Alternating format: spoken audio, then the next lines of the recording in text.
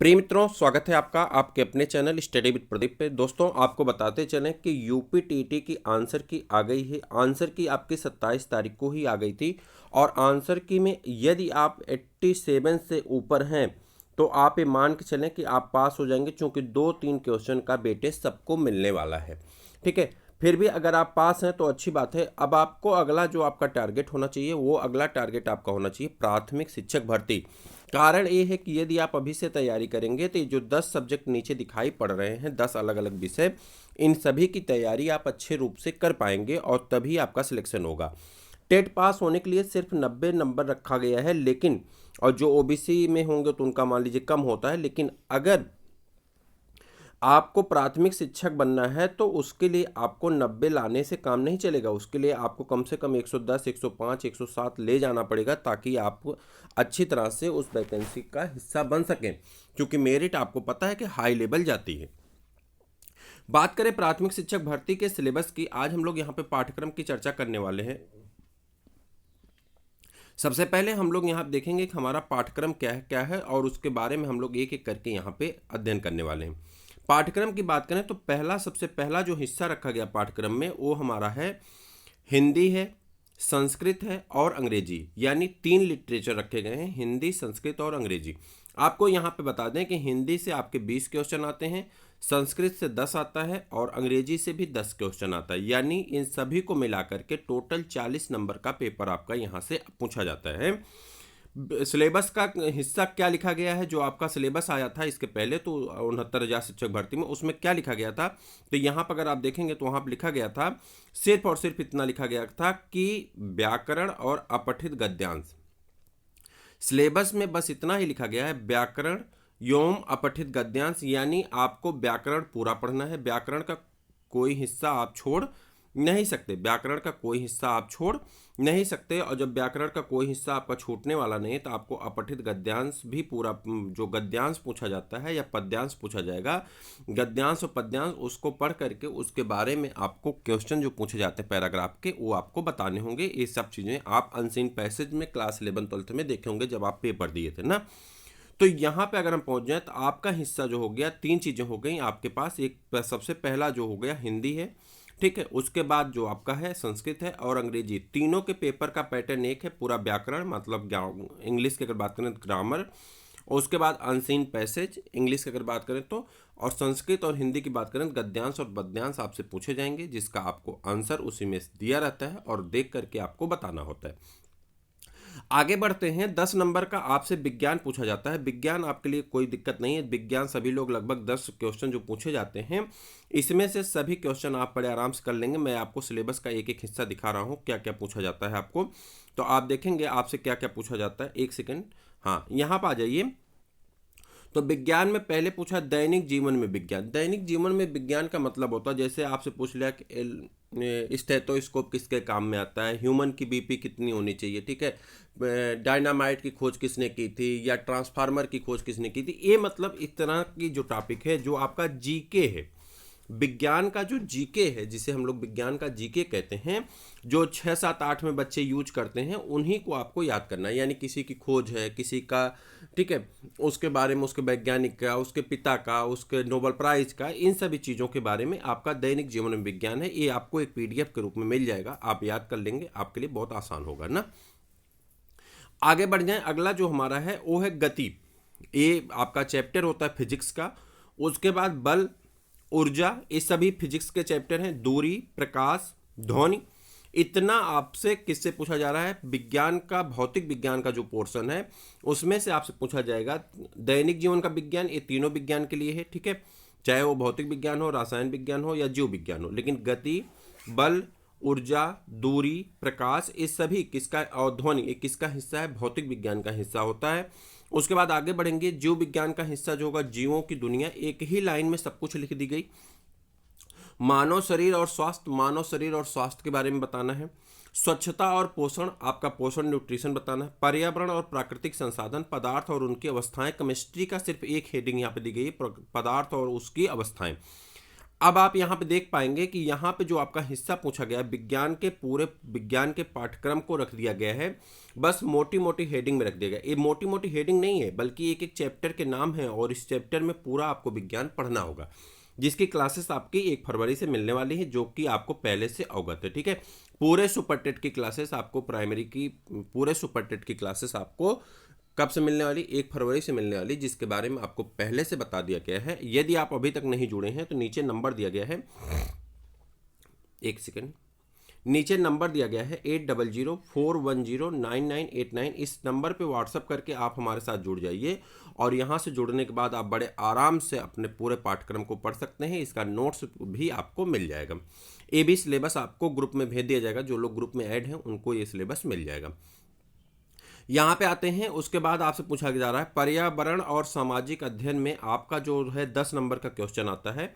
यहाँ पे पृथ्वी की संरचना यानी भूगोल का हिस्सा है, नदियाँ भूगोल का हिस्सा है, पर्वत भूगोल का हिस्सा है, महाद्वीप, महासागर और जीव, उसके बाद प्राकृतिक संपदा, अक्षांश देशांतर, सौरमंडल, ये विश्व भूगोल के अंतर्गत आता है। ठीक, भारतीय भूगोल, उसके बाद भारतीय स्वतंत्रता संग्राम, देखते रहिए खाली, उसके बाद भारतीय समाज सुधारक आंदोलन यानी भारतीय समाज सुधारक लोग जो हैं उनके बारे में, इतिहास का हिस्सा है, भारतीय संविधान, हमारी शासन व्यवस्था, यातायात और सड़क सुरक्षा, भारतीय अर्थव्यवस्था और चुनौतियां, हमारी संस्कृति, पर्यावरण संरक्षण, प्राकृतिक आपदा और इसके बाद आपदा प्रबंधन। इतनी टॉपिक आपकी किस में रखी गई हैं, पर्यावरण और सामाजिक अध्ययन में रखा गया है। कहने का सीधा सा तात्पर्य है कि ये सभी टॉपिक आपको लूसेंट से मिल जाएगा। कहाँ से मिल जाएगा, आप मेरी बात को गौर से सुन लीजिए, कुछ लोग इसका विरोध करेंगे लेकिन ध्यान से सुनिएगा। ये सभी आपको लूसेंट से मिल जाएगा, लूसेंट से मिल जाएगा। लूसेंट का जो सामान्य ज्ञान आता है, सामान्य ज्ञान में ये सभी मिल जाएगा। जो लोग इसका विरोध करेंगे मैं उनका अभी जवाब दूंगा, आप वीडियो पूरा देखते रहिए, अभी मैं इसके बारे में पूरी जानकारी करने वाला हूँ। अभी ध्यान से मेरी बात को पहले सुनिए, इसके बाद आगे बढ़ जाइए। गणित का हिस्सा है, जो गणित आप जानते हैं सबके लिए टफ होती है। कुछ गणित के अभ्यर्थियों को छोड़ करके लगभग 70% आबादी ऐसी है जो गणित सबके लिए टफ मानी जाती है। ठीक है, गणित का जो हिस्सा है, इस गणित के हिस्से में हम लोग अगर आएंगे तो यहाँ पे आप देखिए 20 नंबर की मैथ आपसे पूछी जाएगी। अंकीय क्षमता यानी गुणा भाग, ठीक है, जोड़ घटाना, वर्गमूल, घनमूल, ये सभी चीज़ें इसके अंतर्गत आएंगी। गणितीय संक्रियाएं, गणित से होने वाली कुछ क्रिया विधियाँ जो हैं, जैसे आपका वो क्या कहते हैं, आप एक पढ़े होंगे कि संख्या पद्धति टाइप का होता है, तो वो आपका चैप्टर हो जाएगा। उसके बाद दशमलव भिन्न है, दशमलव तो सभी लोग जानते हैं, दशमलव भिन्न, ये कलर इसका क्यों चेंज हो रहा है बार बार, दशमलव भिन्न पे चले जाएंगे। ठीक, दशमलव भिन्न के बाद स्थानीय मान, आप जानते हैं किसी भी अंक का स्थानीय मान अगर निकालना, जैसे मान लीजिए यहाँ पे 332 लिखा है, 332 लिखा है और हम 3 का स्थानीय मान पूछें तो ये 532 कर दीजिए, 532 लिखा है और हम 3 का स्थानीय मान पूछे तो 3 का स्थानीय मान कितना होता है, 30 होता है। लेकिन वही दशमलव बाद लिखा हो तो उसका मान बदल जाता है। तो दशमलव भिन्न है, स्थानीय मान है भिन्न। ठीक, ब्याज, लाभान और विभाज्य। ठीक, उसके बाद गुणनखंड है, ऐकिक नियम है, सामान्य बीजगणित है, क्षेत्रफल है, औसत है, आयतन है, अनुपात है, सार्वसमिकाएं हैं और उसके बाद सामान्य ज्यामिति है और सांख्यिकी है। इतने सारे चैप्टर आपके मैथ के रखे गए हैं, जहां से आपके 20 नंबर के प्रश्न पूछे जाने वाले हैं। आगे बढ़ जाते हैं, कहां से तैयारी करेंगे। इसके लिए आप आर.एस. अग्रवाल की बुक उठाएंगे और आर.एस. अग्रवाल की बुक का जो पहला सेगमेंट होता है, 2 सेगमेंट उसमें दिए रहते हैं, सेगमेंट ए, सेगमेंट बी। आप सभी लोग सिर्फ सेगमेंट ए पढ़ेंगे। अब जिनको एकदम मैथ नहीं आती, जो हमारी तरह है, ठीक है, तो जिनको मैथ नहीं आती है उनके लिए हम बता दें, वो लोग क्या काम करेंगे, एक किताब आती है, वो किताब है अचीवमेंट की बुक आती है, उसको ले लेंगे तो उसमें बहुत सारे ट्रिकी सवाल दिए गए हैं। ठीक, उन ट्रिकी सवालों को हम अपने चैनल पे कराएंगे। ट्रिकी सवाल क्या, जैसे मान लीजिए लाभ हानि क्या है, उस तरह के प्रश्न लगातार पूछे जाते हैं। तो लाभ हानि के 10 तरह के 10 टाइप के क्वेश्चन वहाँ पे दिए गए हैं, जिसका सूत्र दे दिया गया है। यानी अगर हमको मैथ सॉल्व करने नहीं आता तो हम फार्मूला रट करके बड़े आराम से रख करके गुणा भाग करके निकाल लेंगे। तो ये तरह के अगर हम ऐसे याद करें तो ये हमारे पास 10-12 चैप्टर हैं। कितने चैप्टर है, एक सेकंड में आपको दिखाऊं यहाँ पे। अगर हम यहाँ पर आ जाते हैं तो इस चैप्टर का कोई मान ही नहीं है, चूंकि ये तो आपका गुणा भाग है, आपको जानना है, संक्रियाएं आप जानना चाहिए, दशमलव भिन्न को कोई मतलब नहीं है, स्थानीय मान आप जान जाएंगे, बहुत आसान है। 1 2 3 4 5 6 7 8 9 10 11 12। अगर हम 12 चैप्टर की बात करें और 12 चैप्टर में 10-10 फार्मूले की बात करें, टोटल हमारे पास फार्मूलों की संख्या होती है 120। अगर 120 फार्मूले को हम अच्छी तरह से अप्लाई करना जान गए और सीख गए, आप मान के चलिए कि एक दिन में अगर एक फार्मूले को अप्लाई करके उस पर 5 क्वेश्चन लगा लिए तो आपको भूलेगा नहीं।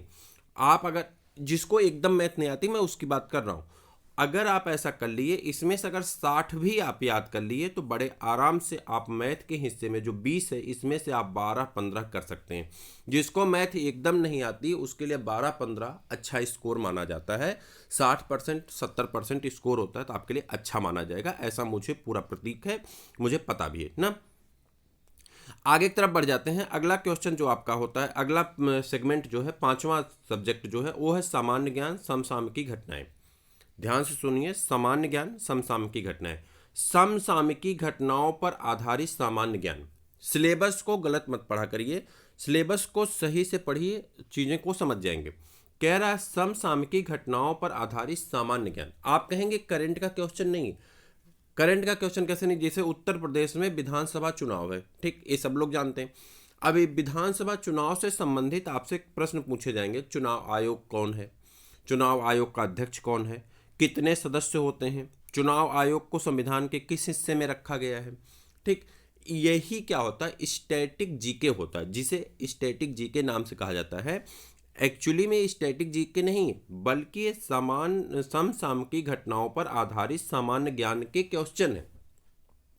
ठीक, विधानसभा में कितने सदस्य हैं? विधान परिषद में कितने सदस्य हैं? ठीक है, उत्तर मुख्यमंत्री बनने के लिए क्या योग्यता होनी चाहिए? राज्यपाल बनने की क्या योग्यता होनी चाहिए? ये सारे प्रश्न एक्चुअली में करंट अफेयर्स के हैं। या उत्तर प्रदेश का प्रथम विधान परिषद अध्यक्ष कौन था? उत्तर प्रदेश का प्रथम मुख्यमंत्री कौन था? महिला मुख्यमंत्री कौन प्रथम थी? अल्पसंख्यक मुख्यमंत्री कौन प्रथम थी? ठीक है, एससी मुख्यमंत्री कौन प्रथम थी? तो इस तरह का जो प्रश्न आएगा ना, ये प्रश्न आपके समसामयिकी घटनाओं पर आधारित सामान्य ज्ञान के प्रश्न हैं। इसे कॉमन भाषा में आजकल स्टैटिक जीके कहा जाता है। शुभ बात यह है कि ये आपके 30 प्रश्न हैं, 30 नंबर को कवर करता है, यानी यहाँ पे आपको सबसे ज़्यादा फोर्स करना पड़ेगा और सबसे ज़्यादा काम करना पड़ेगा। ना सिर्फ प्रदेश में, देखिए यहाँ पे समसामयिकी महत्वपूर्ण घटनाएं अंतर्राष्ट्रीय, राष्ट्रीय और प्रादेशिक, अंतर्राष्ट्रीय, राष्ट्रीय और प्रादेशिक, इतने तीनों की चाहिए। यानी उत्तर प्रदेश में क्या हो रहा है ये तो जानना ही है, भारत में क्या हो रहा है ये भी जानना है, और पूरे विश्व में क्या हो रहा है यह भी जानना है। आपको बता दें शुभ बात यहाँ पे, जो विश्व में जो घटनाएं होती हैं वहां पे इतना ज़्यादा इंटरनल नहीं पूछा जाता, जो देश में होता उसका भी इतना इंटरनल नहीं पूछा जाता, लेकिन जो प्रदेश की घटना होती है उसको बहुत इंटरनली पूछा जाता है। और ये लोग कहते हैं कि उत्तर प्रदेश स्पेशल बहुत कठिन आ गया था। कठिन नहीं आ गया था, आपने प्रदेश को अच्छी तरह से पढ़ा ही नहीं। अंतर्राष्ट्रीय में मान लीजिए कहीं के राष्ट्रपति का नाम पूछ लेगा, कहीं के प्रधानमंत्री का नाम पूछ लेगा। अगर मान लीजिए किसी देश में चुनाव हुआ है तो वहाँ के संसद का नाम पूछ लेगा, वहाँ का प्रतीक चिन्ह पूछ लेगा, वहाँ की बड़ी नदी पूछ लेगा, वहाँ के पर्वत पूछ लेगा। एक कॉमन जानकारी होती है। ठीक, किसी देश की बात कर रहे हैं। प्रदेश में आ जाते हैं, किसी राज्य में नया मुख्यमंत्री बना तो किस पार्टी का बना है, ठीक, वो उन कहाँ से थे, या किसी राज्य का नया राज्यपाल बना तो उसके बारे में पूछ लेगा। ठीक, वहाँ की विधानसभा सीट कितनी है, वहाँ की लोकसभा सीट कितनी है। इस तरह के क्वेश्चन जो पूछे जाते हैं वो आपके राष्ट्रीय स्तर के आ जाते हैं। प्रदेश में वो क्वेश्चन आपके घुमा के पूछे जाएंगे। जैसे उत्तर प्रदेश का अगर पूछा जाएगा तो उत्तर प्रदेश का चुनाव आयुक्त कौन है, उत्तर प्रदेश में निर्वाचन का जो जिम्मेदारी दी गई वो किसको दी गई है, उत्तर प्रदेश के प्रथम मुख्यमंत्री, प्रथम विधानसभा अध्यक्ष, ऐसे क्वेश्चन आपको घुमा के पूछे जाते हैं जो कि टफ नेचर का माना जाता है। तो ये हो गए सामान्य जानकारी किसकी, ए। उसके बाद उत्तर प्रदेश विशेष, फिर अगली टॉपिक उत्तर प्रदेश विशेष, यानी अपने प्रदेश के बारे में आपको संपूर्ण जानकारी रखनी है। शिक्षा, स्वास्थ्य, जितने भी चीज़ें हैं, हाईवे, ठीक, इन सभी चीज़ों के बारे में आपको अच्छी से, नदियाँ, पठार, पर्वत, सब कुछ आपको अच्छे से रखना है, याद रखना है, चूँकि प्रदेश से क्वेश्चन आपके पूछे जाएंगे। प्रदेश से संबंधित घटनाएं पूछी जाएंगी। उत्तर प्रदेश में होने वाली घटनाएं, जैसे अभी एक देखिए किसान हिंसा वाला था मामला, छात्रों को पीटने वाला मामला। ठीक, अब इससे संबंधित क्वेश्चन आपसे पूछे जा सकते हैं कि किस बात का बच्चे विरोध कर रहे थे। आपसे साधारण सा क्वेश्चन पूछ लिया जाएगा कि इलाहाबाद में हॉस्टलों में घुस करके पुलिस के द्वारा बच्चों को मारा गया, ये एक बच्चे किस बात का विरोध कर रहे थे। तो वहाँ पर आपको लिखना पड़ेगा कि रेलवे की जो भर्ती निकली थी वो 4 ऑप्शन दिए रहेंगे, तो उसमें से पूछेगा तो आपको बताना पड़ेगा कि रेलवे की जो भर्ती निकली थी उसमें पक्षपात का विरोध कर रहे थे ना। तो इस तरह की चीज़ें आपसे पूछी जा सकती हैं। आगे बढ़ जाएंगे। व्यक्तित्व, व्यक्तित्व में तीनों आते हैं, राष्ट्रीय, अंतर्राष्ट्रीय और प्रादेशिक। ध्यान सुनिएगा, सबसे ज़्यादा टाइम हम इसी सिलेबस पर लगा रहे हैं। व्यक्तित्व में तीनों आएंगे, किसी राज्य का राष्ट्रपति, ठीक, राष्ट्राध्यक्ष, जो आपका यूएनओ है, यूएनओ के जो सदस्य होते हैं उनके बारे में, डब्ल्यूएचओ इत्यादि के, ठीक, गेम के अच्छे जो प्लेयर हैं, क्रिकेटर हैं, ठीक है, या हॉकी के हैं, कप्तान हैं, कोच हैं, इनके बारे में एक व्यक्तित्व माने जाते हैं। या कोई नोबेल प्राइज पाया है, कोई मान लीजिए बुकर पुरस्कार पाया है, कोई ये क्या कहते हैं एलन पुरस्कार पाया है, तो इन सब के बारे में और उस व्यक्तित्व के बारे में आपको जानकारी होनी चाहिए। कोई मान लेते हैं माउंट एवरेस्ट पे चढ़ा है, तो उसके बारे में आपको जानकारी करंट अफेयर्स का हिस्सा है। रचनाएं, जो नई किताबें लिखी गई हैं, साथ में उससे संबंधित पुरानी किताबों के बारे में भी आपको याद रखना होगा। पुरस्कार माफ करिएगा। इसके बाद आपको पुरस्कार बताने हैं, कौन कौन से पुरस्कार हैं, किसको किसको दिए गए हैं, यानी उत्तर प्रदेश समेत प्रदेश में पुरस्कार से संबंधित आपको जानकारी रखनी। खेल कूद, खेल का जो हिस्सा है, hockey, cricket, tennis, volleyball, football, इनके बारे में भी आपको जानकारी रखनी है। भारतीय संस्कृति और कला, और भारत की संस्कृति और कला के बारे में भी, यानी किस प्रदेश में कौन सी नृत्य होती है, शास्त्रीय नृत्य कौन सा है, शास्त्रीय गायन कौन सा है, ठीक। उसके साथ ही वहाँ पे क्या कहते हैं संस्कृति, वहाँ पे कौन, वहाँ सभ्यता क्या, वहाँ कल्चर क्या है, जो हमारे जनजातियाँ हैं उनकी सभ्यता संस्कृति क्या है, इन सब के बारे में आपको जानकारी रखना है। एक्चुअली में अगर फोकस करें तो ये 30 क्वेश्चन जो है टोटली आपका सामान्य ज्ञान और स्टैटिक जीके पे डिपेंड है। यहाँ आप देखिए लिखा भी गया है, समसामयिकी घटनाएं, सामान्य ज्ञान और समसामयिकी घटनाएं, यानी समसामयिकी घटनाओं पर आधारित सामान्य ज्ञान, इसी को आजकल की भाषा में स्टैटिक जीके कहते हैं। 30 प्रश्न कवर करेगा। ये आपको बहुत परिश्रम से तैयार करना होगा और ये आपके लिए बहुत महत्वपूर्ण भी होता है। अब आ जाइए जो आपके लिए आसान टॉपिक होते हैं, जैसे कि यहाँ पे शिक्षण कौशल, ठीक, तो आपने बीएड वगैरह में ये सब पढ़ा हुआ है, तो इसके बारे में थोड़ा सा आसान मान लिया जाता है, चूँकि नया होता है, पढ़ के आए होते हैं आप। शिक्षण की विधियाँ और कौशल, शिक्षण अधिगम के सिद्धांत, अधिगम के सिद्धांत आपको याद करना है। वर्तमान भारतीय समाज और प्रारंभिक शिक्षा, समावेशी शिक्षा, ये सब बीएड की आपके चैप्टर हैं, आपने पढ़ा होगा अगर, तो बीएड के सभी चैप्टर हैं। प्रारंभिक शिक्षा के नवीन प्रयास, संपूर्ण शैक्षिक मूल्यांकन और मापन, आरंभिक पठन कौशल, शैक्षिक प्रबंधन और प्रशासन, ये सभी आपके बीएड बीटीसी में चैप्टर होते हैं, उन्हीं से संबंधित प्रश्न है। बाल मनोविज्ञान से संबंधित आपका जो अलग पेपर होता है बीएड में चाहे वो बीटीसी में, तो उससे संबंधित प्रश्न। व्यक्तिगत भिन्नता, बाल विकास को प्रभावित करने वाले कारक, सीखने की आवश्यकता पहचान, पढ़ने की वातावरण का सृजनात्मकता, सीखने का सिद्धांत, कक्षा शिक्षण में व्यवहारिक उपयोगिता, प्रकाश और दिव्यांग छात्रों हेतु व्यवस्था, विशेष व्यवस्था। उसके बाद आगे बढ़ जाते हैं। जीवन कौशल और प्रबंधन प्रवृत्ति, यहाँ पे व्यवसायिक आचरण और नीति पूछी जाती है, 10 नंबर का आता है। प्रेरणा पूछी जाती, मोटिवेशन क्या होता है। शिक्षक की भूमिका, उसके बाद सुविधा प्रदाता, अनुश्रवण करता, नेतृत्व करता, मार्गदर्शन, परामर्शदाता, ठीक है। और दंड पुरस्कार व्यवस्था प्रणाली, मतलब एक तरह से यह भी मनोविज्ञान का ही हिस्सा है। यानी अगर हम ध्यान दें तो मनोविज्ञान भी आपका घुमा फिरा के 30 नंबर का पूछा जाता है।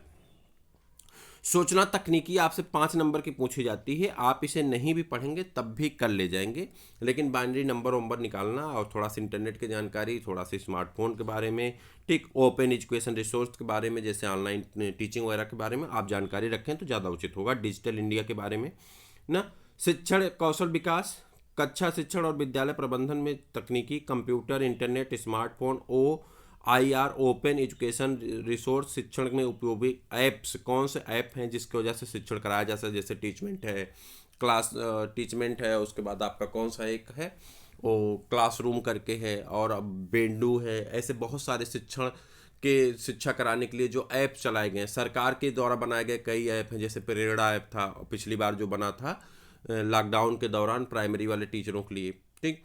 तो इस तरह के जो उत्तर प्रदेश सरकार या सरकारों द्वारा ऐप चलाए जा रहे हैं उनके बारे में भी आपको जानकारी रखनी है। डिजिटल इंडिया के सामग्री के बारे में आपको जानना है। ये 5 नंबर का पूछा जाएगा, 5 क्वेश्चन होगा, लेकिन अगर आप 1-2 बार पढ़ लेंगे तो बड़े आराम से 5 के 5 क्वेश्चन आप सही कर सकते हैं।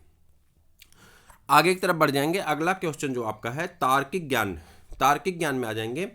यहाँ पे आपको एनालॉजीज है, ठीक, यानी एनालॉजी के क्वेश्चन पूछे जाएंगे। एसर्शन और रीजन, कथन और निष्कर्ष के प्रश्न पूछे जाएंगे। बाइनरी लॉजिक, दो समीकरण दे करके आपसे प्रश्न पूछा जाता है। क्लासिफिकेशन है, वर्गीकरण है, ठीक। क्लॉक है, घड़ी। उसके बाद कैलेंडर, मतलब कैलेंडर ही होता है। कोडिंग इन इक्वलिटी, यानी इसमें ऐसे पूछ लिया जाता है कि इतना बराबर इतना, ऐसे ऐसे बहुत सारे उसमें साइन दी गई रहती हैं। अगर आपने रीजनिंग कभी सॉल्व किया होगा, इसको कोडिंग इन इक्वलिटी कहते हैं। इसको आपको समीकरण बनाना होता है, फिर समीकरण बना के सॉल्व करना होता है। आपको बताएंगे हम कैसे करना है, बहुत आसान होता है। Coding decoding, critical reasoning, cubes, number series, puzzle, symbol और रोटेशन होगा, ये गलत लिख दिया गया है। Venn diagram, dice, data interpretation, direction sense, group और लेटर सीरीज, इतनी सारी चैप्टर आपके रीजनिंग के रखे गए। 5 नंबर पूछा जाता है। तो आप अगर चैनल पर नए हैं तो पहले चैनल को सब्सक्राइब कर लीजिए, अपने मित्रों को शेयर कर दीजिए। अगर आप व्हाट्सएप ग्रुप से जुड़ना चाहते हैं तो नंबर है, जुड़ जाइए, अपने सभी मित्रों को शेयर कर दीजिए। 2 PDF है, आप इसे चाहें तो प्रिंट निकलवा कर रख सकते हैं, आपको बहुत काम देगा। अब काम की बात करें कि बुक कौन सी यूज करना है, तो बुक में मैं आपको अभी जो रिकमेंड करने वाला हूँ, 2 बुक रिकमेंड करने वाला। एक तो आप लूसेंट पढ़िए, ठीक है। लूसेंट कुछ लोग विरोध करते हैं, लेकिन मैं आपसे कह रहा हूँ आप थोड़ा सा हमसे विश्वास करिए। लूसेंट को आप आराम से पढ़िए। जितने जीके के पोर्शन है चैप्टर पे टिक करिए, लूसेंट में टिक करिए, उतने को रट जाइए। पॉइंटेड जीके वही कोचिंग वाले पढ़ाएंगे, वही ट्यूशन वाले पढ़ाएंगे, वही सब लोग पढ़ाएंगे, आप उसको रटिए पहले। एक विश्वास कर लीजिए कि मैं सही कह रहा हूँ, ठीक। दूसरी बुक के लिए मैं मैथ में आपको पहले ही बता दिया, अचीवमेंट के मैथ आप ले सकते हैं, RS अग्रवाल ले सकते हैं। आप जैसी आपकी क्षमता उस हिसाब से आप बुक सॉल्व कर सकते हैं। उसके बाद नंबर 3 पे अगर आ जाएं तो करंट अफेयर्स की आपको बहुत सारी बुक मिलती हैं। करंट अफेयर्स की आप मार्केट से ले लीजिए, कोई बुक ले लीजिए, उसके बारे में पढ़िए। वो यूपी स्पेशल की एक बुक आती है घटना चक्र की, तो यूपी स्पेशल की आप बुक ले लीजिए घटना चक्र की, उसे पढ़िए। यही 4 बुक आप पढ़िए बड़े आराम से। आप मान चलिए कि आपको फिर प्रैक्टिस पेपर करना होगा, और चैनल पे बनाए जाने वाले सभी वीडियोज को आप देखते रहिए, सारे प्रैक्टिस पेपर को देखते रहिए, आपको बहुत लाभ होगा, ये विश्वास के साथ कह रहा हूँ। तो जल्दी से चैनल को सब्सक्राइब करिए, अपने मित्रों को शेयर करिए। फिर हम लोग मिलते हैं किसी और वीडियो में, तब तक के लिए इजाज़त दीजिए। जय हिंद।